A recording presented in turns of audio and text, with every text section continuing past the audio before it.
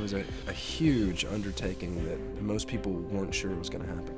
It was really very much like JFK's idea that we go to the moon by the end of the 60s. The battle of man, scarring nature versus this, the beauty of nature. This is certainly a Western, and it has sort of a lot of the iconic images that Westerns have, but in some ways it's an anti-Western. Hell on Wheels is dragging the urban blight and the industry of the East across the West and changing it forever. It's kind of the beginning of the end of the West as we knew it, as they knew it. It's the story of the train cutting through 19th century America and bringing, civilization in quotes to the West. When the tracks began to be laid, I think that among Indian villages, some thought that iron road means the end of life as we know it. The sort of structure of the story, it's there. It's milestones of building the railroad. It's all historically accurate. We're right after the Emancipation Proclamation, so slaves have just become free. You got to pay them to work now. And we're right after the Civil War. This is right before it really all changed. One of the reasons they were able to build this railroad so fast is because it was like an army. These people, a lot of them were ex-Union soldiers, and they had ex-Confederate soldiers out there. They had the experience of moving material and getting the financing, and the war actually kind of helped it. This country that almost destroyed itself through war can only be healed by the binding together of East and West. It's really important for us to work from something that's real and then create the fiction that we want to see. There was a mobile city that cropped up around the thousands of men that were working on the rails. They needed saloons and brothels, just like anybody else. They could literally pack up and move in one day. It was an entire tent city. There were whorehouses and gambling places and saloons and churches, and it served the flesh and the spirit. You better keep an eye on your flock, Reverend. We do our own sharing converting around here. It actually was called Hell on Wheels. I mean, we didn't make that up. Aptly named because one less person every day. There'd be someone murdered every day in Hell on Wheels. I'm just heading out west to look for work on the railroad. Yes, so are we. To seek our fortune, as it were. In many ways, all of our characters are at a starting point. And they've all risked everything. I don't even know what you'd compare it to today, where you would just sort of drop everything and go to a place that you knew very little about that had who knows how many ways to die in an afternoon, and that they would take that risk on the promise of a better life.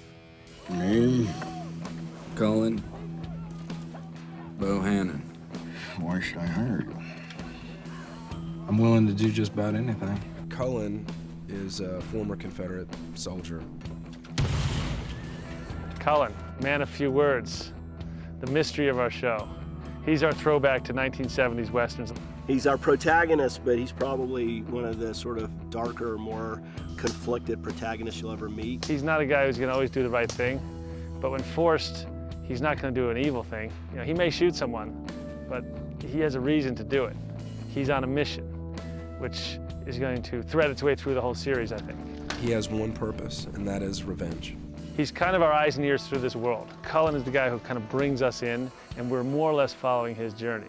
His journey happens to parallel Durant's train. The only historically accurate character is Thomas Durant, played by Cullen Meany. He was one of the major shareholders and owners of Union Pacific, and he was the driving force behind especially the early stages of the railroad. He was a former ophthalmologist who basically woke up one day and thought, I think I'm meant for a higher purpose. And he went from ophthalmologist to rapacious developer almost overnight. Several plot points in season 1 come right from really underhanded things he did, were just, almost too good to be true. Durant, he's the catalyst for it all.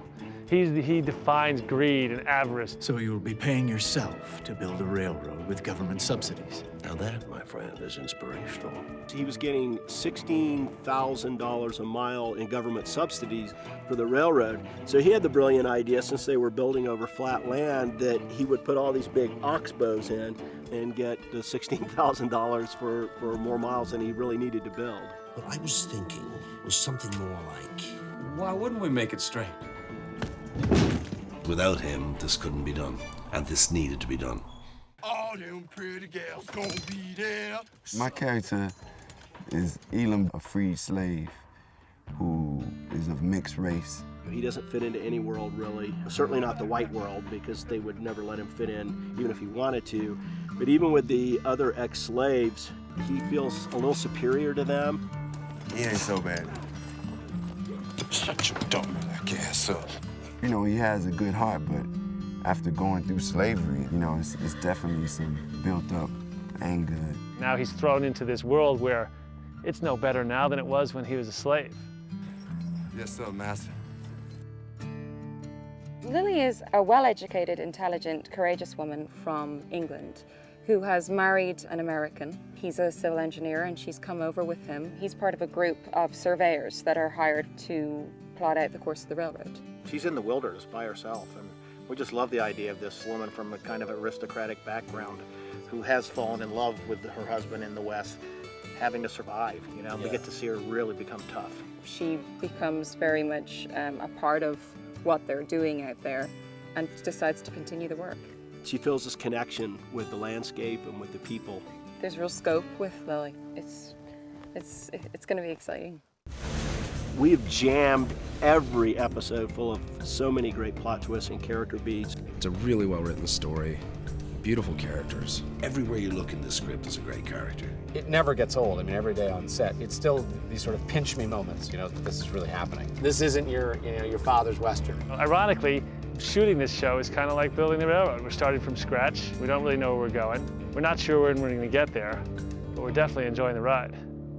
Hell on Wheels Season 1 is now available on iTunes. iTunes.com/TV/HellOnWheels. For more exclusive video, go to amctv.com.